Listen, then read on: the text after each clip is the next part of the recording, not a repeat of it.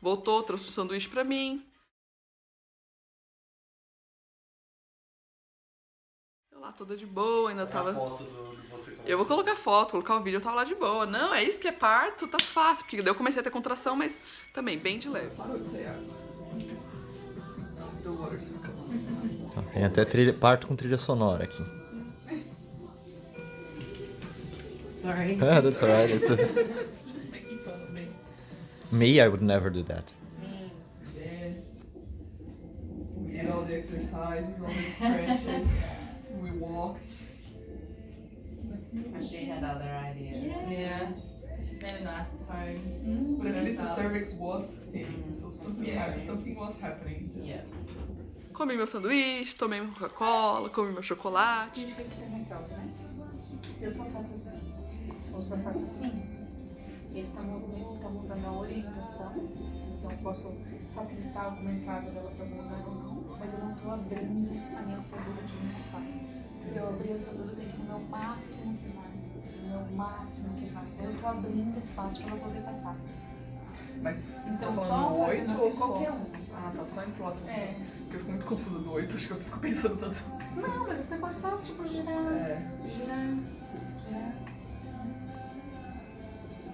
Daí por volta das 3 da tarde foi quando começou contração efetiva. Foi quando a midwife falou, agora você finalmente entrou em trabalho de parto ativo.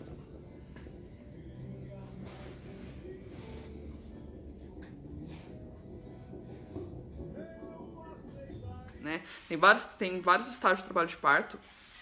Trabalho de parto latente, ativo, transição e expulsivo. Então, até então, eu estava no trabalho latente, ou seja, tem algumas contrações, mas nada estava funcionando. Às 3 da tarde eu entrei em trabalho de parto ativo. Foi quando as contrações de dilatação realmente começaram. E até então eu estava tendo contração, mas eu estava assim, nossa, é isso que é parto é fácil. Né? As pessoas exageram, não dói tanto assim e tudo mais. Às 3 da tarde começou a doer. Daí eu já fiquei em uma posição diferente e daí comecei a chorar.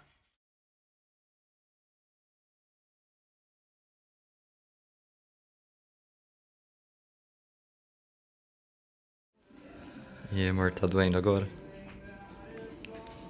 Maria até chorou já. Comecei a chorar. Mas era uma dor, assim, que eu chorava, mas eu tava vivendo, né? Então tava só chorando. Tava só chorando. Eu chorava, vinha a contração, era uma dor, assim, mas você se concentrava, descia as lágrimas, passava a contração, dava pra conversar, tomar água, rir. Começou a ficar mais intenso, até que uma hora a doula sugeriu, você quer chuveiro? Eu não podia entrar na banheira por causa da ocitocina sintética. Mais um problema, se é um parto natural sem ocitocina sintética, você pode ir na banheira, o que ajuda a aliviar a dor. Mas eu não podia. Enfim, fui pro chuveiro. Começa a calar água. A hora que eu entrei no chuveiro, eu não sei se foi o chuveiro que piorou ou se realmente naquela hora começou uma coisa muito louca, mas começou a doer muito, assim, muito. Foi quando eu comecei a produzir sons. Porque até então, quando vinha a contração, eu segurava e chorava, mas não produzia sons. E a doula falou, tipo, ó, começa a fazer um sonzinho aberto pra te ajudar a liberar a dor. Tipo, um cada vez que contração. Só que daí, ao invés de fazer como que eu fazia Putz, não lembro. Era um grito. Não, ainda não tava... Eu comecei a gritar, porque começou a doer muito. E nessa hora que eu tava no chuveiro, por causa da posição que eu tava, a midwife não tava conseguindo medir o batimento cardíaco da Olivia. E quando você tá tomando ocitocina sintética, eles te mantêm com monitoramento do batimento cardíaco o tempo todo, o que também não acontece num parto natural, porque a contração do útero pode ficar muito forte, justamente por ser uma contração artificial, ela pode contrair tanto que o bebê pode entrar em sofrimento. Então eles têm que monitorar o tempo todo como tá o batimento do cardíaco do bebê, para ter certeza que aquela contração artificial do útero não tá prejudicando o bebê. Enfim. E dela, como a posição que eu tava no chuveiro, a midwife não tava conseguindo medir a batimento, ela começou a ficar nervosa, a midwife. E dela vinha o tempo todo, tipo, com o monitor, e mexia, e daí eu tava já desconfortável, já estava morrendo de dor, e ela ficava lá tentando com o monitor, e dela eu comecei a ver que ela começou a ficar um pouco nervosa de não conseguir medir o batimento do cardíaco, dela sugeriu colocar um clipezinho que eles colocam pela vagina e colocam na cabeça do bebê, na moleirinha, né, dá uma enroscadinha, e daí daí sai um fiozinho pela vagina e eles conseguem monitorar 100% independente da minha posição. É um pouco mais invasivo, mas eles estavam mexendo tanto o saco que eu falei, quer saber, põe logo esse clipe pra você parar de ficar o tempo todo vindo aqui me mexer pra pedir o o movimento. Só que daí nisso, nesse momento, acho que eu fiquei uns 40 minutos no chuveiro. A hora que eu saí do chuveiro, que eu tive que caminhar pra cá. Ah, e uma coisa que eu não falei já, tá vendo? Esse negócio, fica indo e voltando. Da hora que eu cheguei no hospital até a hora que eu entrei pra lá de parto ativo, daí a bolsa desceu de vez, assim. Uma hora eu levantei, foi um jarro, assim, parecia que alguém virou uma chaleira, assim. Escorria no chão, melecava, e é uma água, assim, transparente. Sai água, sai água e sai água. E você vai tomando água e vai descendo água, né? Depois que a bolsa estoura de vez, não para de sair água.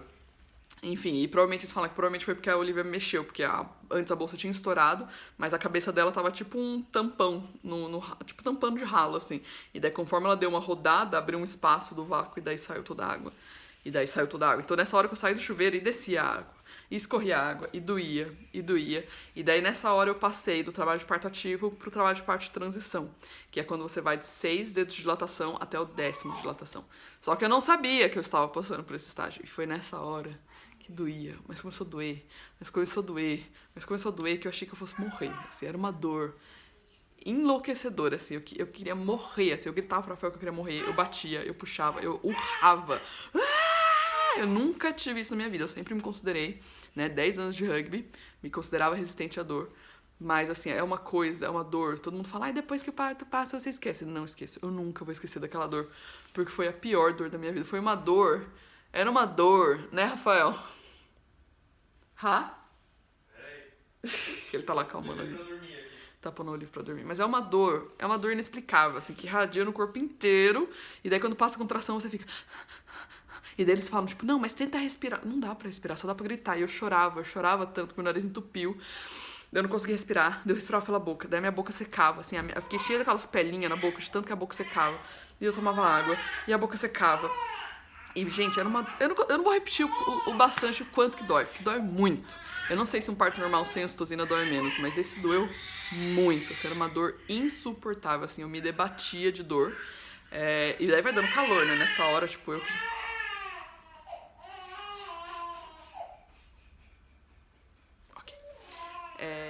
Ok, vamos tentar continuar. Tem uma Olivinha no meu colo aqui, então fala... Tá quase dormindo. Fala um pouquinho mais baixo. Nem lembro onde eu parei. Enfim, eu sei que tava uma dor enlouquecida, que é esse período de transição. A doula já tinha preparado a gente pra isso. E é engraçado que a doula tinha falado que... E até então, por exemplo, ninguém tinha feito nenhum exame de toque, porque... Mentira, quando colocou... Acho que quando colocou o ganchinho na minha cabeça, ela fez o exame de toque e falou que tava 4, não era? Isso, fez uma vez antes. Fez uma vez. Então foi só quando começou, quando eu cheguei lá às 10 da manhã.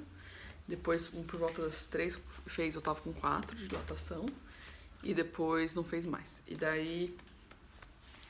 É engraçado que a doula tinha falado que não precisa ficar fazendo exame de toque pra saber qual fase do parto que a mulher tá. Porque de acordo com o grito da mulher, você já sabe. Então, quando eu cheguei lá, eu tava só com 1 centímetro, eu não tava em trabalho de parto. Porque eu tava tranquila. A hora que ela fez, que eu tava tendo contração, mas ainda tava conversando, dando risada, ela falou, tá 4 centímetros. Era trabalho de parto ativo, já tava dilatando, mas obviamente não tava perto, porque eu ainda não tava gritando. A hora que eu comecei a gritar, ela falou, não precisava fazer exame de toque pra saber que eu estava na fase de transição, porque é a fase mais difícil, é a fase mais dolorida do parto, são esses últimos 4 centímetros de dilatação que faltam. Que é uma coisa assim... é uma coisa assim que é o capeta te rasgando por dentro, assim. É um negócio que, assim, a Eva realmente, né, deu a dor do parto pra gente lembrar que, nossa senhora, existe maldade nesse mundo e a maldade é o parto. Porque doía muito, doía muito, doía muito, doía muito. É uma coisa assim que você não sabe o que fazer. E depois de... Acho que eu fiquei uns 45 minutos aguentando essa dor enlouquecida. Até que eu falei, quer saber? Não aguento mais. Não aguento mais. Não sou super heroína. Quero a epidural. Foi a hora que eu falei, eu não aguento mais, tal. É uma dor, assim, que não tem o que fazer, assim, é uma dor horrível. Daí eu pedi a epidural, só que o hospital tava cheio, e quando você pede epidural, não é assim, vem a epidural, ele te dá uma injeção, uau, tudo acontece. Demora. Daí chama o anestesista. Daí o anestesista tem que vir. Daí o anestesista era um japonesinho, todo calminho, e eu lá urrando, que nem uma vaca louca, de dor, e ele querendo me explicar como seria o procedimento. Eu tomei coisa assim, porque tô aninando, Olivia. Como seria o procedimento e quais são os riscos da epidural e como que iria acontecer, ele queria explicar tudo. Só que cada vez que eu começava a gritar que vinha uma contração, ele parava e ficava olhando. Daí a contração parava e ele voltava. Então, como eu dizia, a epidural, blá blá blá blá. Daí a contração vinha, eu começava a gritar, ele parava de novo, ficava olhando pra minha cara. Na terceira vez que ele fez isso, eu comecei a gritar. Tipo, me dá logo essas drogas, eu não tô nem aí, eu não quero saber dos riscos. Só me dá. Eu poderia estar muito mais... E nessa hora você já tava falando em português com a midwife e com o cara, e falando em inglês comigo e com a Milia. Tamanha era a confusão já. O que a Milia, a minha doula, falava que é a hora que a mulher entra na partolândia. Que é a hora que a mulher começa a liberar os hormônios dessa fase de transição, que é pra dilatar tudo mesmo e pra parir. E você perde a ligação dos córtex lá, dos negócios. Ela explicou os nomes, já esqueci. Mas você perde a ligação com o seu racional, você não consegue mais tomar decisão. Até por isso que tem o tal do plano de parto, pra você tomar as decisões sobre o seu parto quando você tá sã. Porque durante o parto, quando você entra na partolândia, você não consegue mais decidir nada. Nada, você não consegue tomar decisões, você só consegue gritar e sentir dor. É uma coisa assim, meio em contato com uma dor ancestral, assim, com seus neandertais, sei lá, uma coisa meio natural, da natureza. Mas enfim, e daí ele explicando e eu só comecei a gritar, me dá logo essa anestesia que eu vou morrer, eu tô morrendo, eu não aguento mais. E eu não queria a epidural por vários motivos. O primeiro dele é porque é uma anestesia, toda anestesia tem um risco. 2, porque você perde o movimento da perna, então quando você tá com epidural, você é obrigada a fazer o parto deitada, que é a pior posição para parir possível. Né, a melhor posição para parir, já tem vários estudos que provam que a melhor posição para parir é de cócoras de 4 ou sentada numa posição que você fica tipo sentada, como se fosse fazer cocô. Pensa bem, é a mesma força de fazer cocô. Você fala, imagina fazer cocô deitado, não é natural. Né? Quando você tem o parto deitado é o que tem a maior incidência de lacerações sérias. É tudo pior para mulher, tem mais problema de rompimento abdominal, enfim. E se você toma epidural, você é obrigado a ficar nessa posição, porque você não consegue mexer as pernas, né?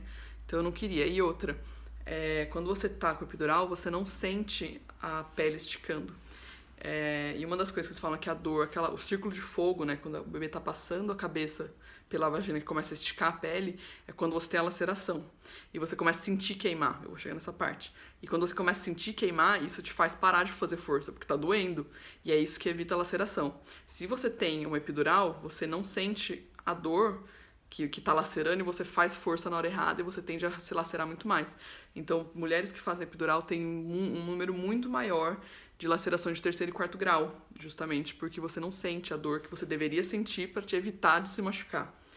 Enfim, eu não queria epidural, mas a dor era tanta que eu falei, dane-se, pra não falar um palavrão. Eu não tô nem aí, me dá as drogas, porque eu não tava aguentando mais. E daí o médico falou, então tá bom, só que pra você tomar epidural, você tem que ficar paradinha, sentadinha, e ele coloca agulha na sua coluna, uma agulha, é um galho de árvore, tão grosso aquele negócio, não é uma agulhinha, é uma cânula enorme, e você não pode se mexer, só que você tá tendo a maior dor da sua vida, né, você tá sendo rasgada por dentro, você tá lá se debatendo que nem uma louca, e daí ele te fala, você não pode se mexer. Nossa, enfim, nessa hora eu sentei na beiradinha da cama, né, você tem que ficar sentadinha, inclinada, eu abracei a minha doula, e ela falou, agora você vai ter que não pode se mexer.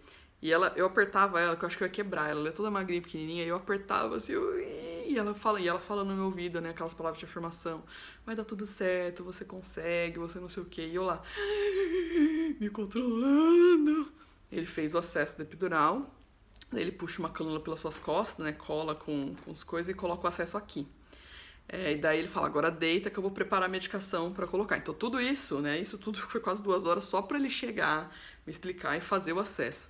Daí quando eu deitei de barriga pra cima, só que nessa hora que eu tava abraçando a doula, eu já comecei a falar, eu quero fazer cocô. Porque eu tava sentada, já comecei a falar, eu quero fazer cocô, eu quero fazer cocô, eu quero fazer cocô, eu quero fazer cocô. E você nota claramente que a dor, o seu corpo começa a expulsar, assim, é uma coisa muito louca, assim, é muito legal de ver como é uma coisa natural. O expulsivo já tava começando, mas eu ainda não tinha me tocado. Eu tava tão na partolândia morrendo de dor, que pra mim eu achei que eu tava com vontade de fazer cocô. E ela falou, não é cocô, é o bebê vindo.